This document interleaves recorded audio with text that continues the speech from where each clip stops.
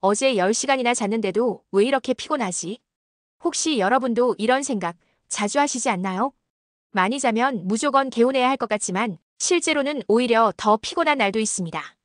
왜 이런 일이 벌어지는 걸까요? 오늘은 이 미스터리를 파헤쳐 보겠습니다. 우선 수면에서 가장 중요한 건 양이 아니라 질입니다. 미국 수면재단에 따르면 성인이 필요로 하는 수면 시간은 평균 7시간에서 9시간. 하지만 단순히 시간만 채운다고 해서 피로가 풀리는 건 아니에요.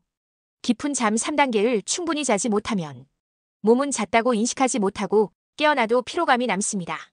특히 밤새 중간에 자주 깨거나 코골이, 무호흡증이 있다면 수면 시간이 길어도 피곤할 수밖에 없죠.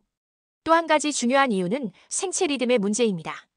밤늦게 자고 아침 늦게 일어나는 수면 패턴의 변화는 몸의 시계를 혼란스럽게 만들어 수면의 질을 떨어뜨립니다. 예를 들어 주말에 12시간을 몰아 자고 월요일 아침에 일어나면 몸은 여전히 야간 모드에 머물러 있어 아무리 많이 자도 개운하지 않아요. 이걸 사회적 시차라고도 부릅니다. 잠자기 전 스마트폰, 늦은 야식, 카페인 섭취, 알코올 섭취. 이런 생활 습관도 깊은 수면을 방해합니다. 특히 블루라이트는 멜라토닌 분비를 억제해서 잘 시간이라는 신호를 뇌가 놓쳐버리게 만듭니다. 결국 자는 시간은 길어도 몸은 제대로 쉬지 못하는 거죠. 잠을 너무 많이 자는 것 자체도 피로의 원인이 될 수 있습니다.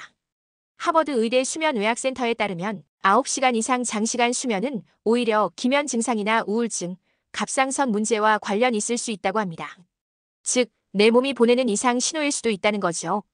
피곤해서 많이 자는 것이 아니라 많이 자서 피곤한 것일 수도 있다는 것이죠.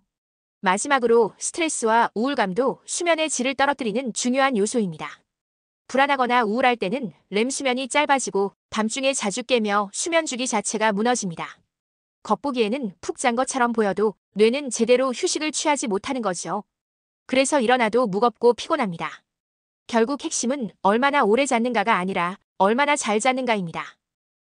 매일 일정한 시간에 자고, 자기 전 휴대폰 멀리하고, 술과 카페인을 피하며, 코골이, 수면 무호흡 등 의심되면 꼭 검사를 받아보세요. 가장 좋은 수면은 내 몸이 나를 진짜로 쉬게 해주는 수면이라는 걸 기억해주세요. 우리 몸은 정말 신기한 메커니즘으로 작동하고 있습니다. 그 속에서 잠은 단순한 휴식 이상의 의미를 가지죠. 혹시 오늘도 피곤한 하루를 보내셨다면 이 영상이 조금은 도움이 되었길 바랍니다. 지금까지 너도 나도 알고 싶은 얕은 지식이었습니다. 좋아요와 구독 부탁드려요. 감사합니다.